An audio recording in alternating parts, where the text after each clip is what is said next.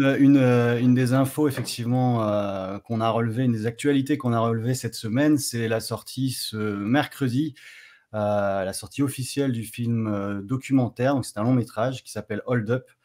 Et en fait, ce documentaire a bénéficié d'un financement participatif. C'est une initiative qui a été, lancée par le réalisateur et journaliste, d'investigation Pierre Barnérias. Et c'est une initiative qui a été lancée, seulement en août, 2020 et qui a réussi à récolter pas mal de fonds. C'est-à-dire qu'ils ont récolté 180 000 € de financement, participatif pour, réaliser un documentaire, qui permettrait un petit peu de remettre en contexte et d'essayer d'apporter une compréhension plus globale, de la crise, qu'on vit actuellement, notamment donc sanitaire autour du Covid. Je vais vous partager, un petit écran. Voilà. Je vais vous lire un petit peu le petit pitch de ce documentaire simplement.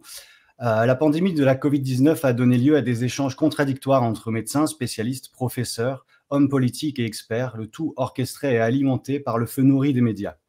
Les scientifiques se sont ainsi retrouvés discrédités, avec notamment l'affaire du Lancet. Le conseil scientifique censé piloter cette pandémie est ouvertement accusé d'incompétence et d'arrogance, preuve à l'appui. Et nous, dans tout ça, que penser, que faire avec toutes ces informations, qui croire? Donc en fait, par rapport à ce qui s'est dit d'ailleurs aujourd'hui, ça a fait un peu résonance aux propos du docteur Gaillet. Et le film Hold Up retrace un petit peu tout ça, notamment l'attribution des décès de Covid à peut-être des cas qui ne l'étaient pas, l'infantilisation du discours, et l'infantilisation peut-être des populations, et surtout, quoi comprendre de toutes ces informations contradictoires qu'on a pu voir dans les médias mainstream principalement, et puis des discours politiques aussi, des mesures qui viennent, qui repartent, etc. Et le film Hold Up questionne donc, à travers son sous-titre aussi, Retour sur un chaos, peut-être la récupération, politique éventuelle, et puis la place des industriels pharmaceutiques, euh, Économique, oui. c'est même la bataille des industriels pharmaceutiques autour de la question du Covid et des traitements, etc. Et donc voilà, c'est un film qui a le mérite, qui a priori a été fort soutenu par la population. En tout cas, voilà, il a le mérite de tenter une remise en contexte de cette crise actuelle et d'éventuellement la penser de façon systémique. Et alors, il y a un peu de polémique autour de ce film en ce moment, notamment parce que il a été livré de façon privilégiée aux contributeurs en fait une semaine avant. Et donc, avec la consigne de ne pas le diffuser sur les réseaux parce que le film n'avait pas notamment atteint l'entièreté de son financement. C'est un film qui a quand même coûté près de 250 000 € je crois, à tourner. Et donc, Avec plus de 5000 personnes qui ont contribué au niveau voilà, du plus de 5 000 financement. Oui. personnes, mais il faut savoir qu'un documentaire, ça coûte quand même cher à faire, notamment en question de droit à l'image, etc. Et donc, il y avait la consigne que le film ne devait pas filtrer, et évidemment, il a filtré quand même sur quelques réseaux, de façon gratuite, etc. Donc maintenant, il y a eu pas mal d'échanges avec les réalisateurs à ce sujet-là, et ça s'est un petit peu calmé. Depuis hier, donc, le film est disponible en VOD sur Vimeo. Je vous mettrai le lien éventuellement. Voilà. Après, c'est un film qui peut bouleverser assez fort en fait. Cette remise en contexte peut être assez bouleversante, et pour les personnes qui n'avaient peut-être pas vu ça de façon, enfin dans l'entièreté du contexte, ça peut être peut-être un petit peu violent, et donc chacun doit, je pense, pouvoir se faire son avis dessus, et la meilleure façon, c'est effectivement de peut-être le regarder et après d'en discuter, parce que c'est clair que là, pour le moment, au niveau des médias mainstream, il y a une censure qui est quand même à l'œuvre. En tout cas, il est directement taxé de conspirationniste, etc. Et donc, ça permet encore une fois d'avoir enfin, c'est difficile de se faire son avis sur quelques articles qui sortent. Donc, peut-être le mieux, c'est de le voir. Il est en VOD, disponible donc au tarif de 4 € et quelques. Et je vous propose, pour finir, de peut-être regarder la bande-annonce. Oui, regarder la bande-annonce et de se faire un avis et peut-être de faire un débat contradictoire sur un prochain Média Plus. Voilà. Voilà, actuellement. Alors, je vais vous partager ça. Que vous écoutiez BFM, que vous écoutiez France Info, chaîne publique, chaîne privée, même pensée, même discours. 5423 cas confirmés, 465 nouveaux cas, 127 morts. Ne sortez pas, 208, 605, 114 000. C'est une épidémie très rapide. Coup d'arrêt puissant, massif, brutal. La barre des 20 000 morts est franchie. Le nombre de victimes. Le plus lourd bilan En France. On cherche les bons qualificatifs. C'est grave. C'est grave. C'est une politique de peur, un genre de terrorisme psychologique. La peur, on a peur, on a peur. D'ici quelques mois, c'est au moins 400 000 morts supplémentaires. Il y a des millions de personnes qui vont perdre leur emploi. Il va y avoir une précarisation massive de la société. On est juste en train de détruire l'Occident, mais vraiment.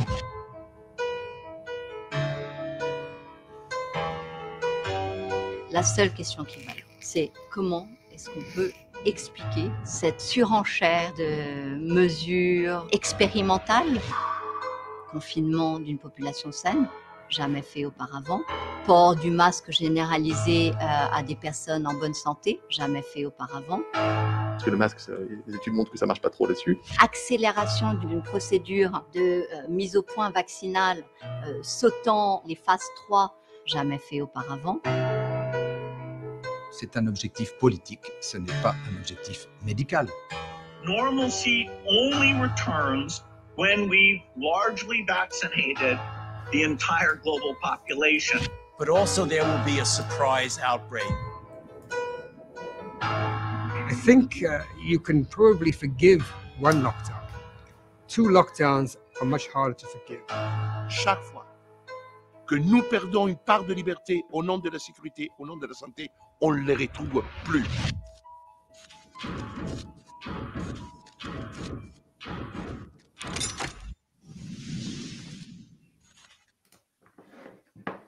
Oui, donc il faut quand même qu'on puisse bien regarder ce film en toute objectivité et on va sûrement faire une nouvelle édition spéciale concernant ce film et revoir avec les différentes données qu'on a eues avec les différents médecins que nous invitons sur soi-disant cette surmortalité où en fin de compte au niveau des statistiques on les a pas, hein, c'est tout à fait vérifiable sur les sites de l'INSEE. Le problème du moment où on se contamine avec ce fameux Covid, on n'a pas encore ce fameux seuil, hein, donc on parle. Alors il y a le docteur Wending qui a fait un petit logiciel qui permet de savoir au moment où est-ce qu'on peut avoir une certaine contamination. Donc tout ça, il faut voir cet aspect scientifique et médical, mais aussi peut-être voir aussi l'aspect économique et financier où il y a eu peut-être des enjeux financiers qui derrière, par une opportunité médicale, pharmaceutique ou économique, par les gros GAFA, peut-être de reprendre la main par rapport à reprendre la main sur un pouvoir politique qui n'avait peut-être plus tout à fait la main, mais qui a essayé de reprendre la main. Donc, tout ça, ce sont des enjeux économiques et politiques où, bon, un débat est à faire. Bon, après… on est bientôt à 1 an du début de cette crise et donc on peut effectivement légitimement… Oui, commencer à faire pas des conclusions, mais au moins des approches qui nous permettent d'avoir une certaine réflexion. Voilà. Déjà que le Covid, plus tout ce que nous parlons des problématiques amiante, plomb, silice, tout ce qui est particulier, c'est quand même important. Et là, on rajoute une couche au niveau de la population. Ça devient relativement complexe. Mais bon, bien expliqué et bien maîtrisé, normalement, comme l'amiante bien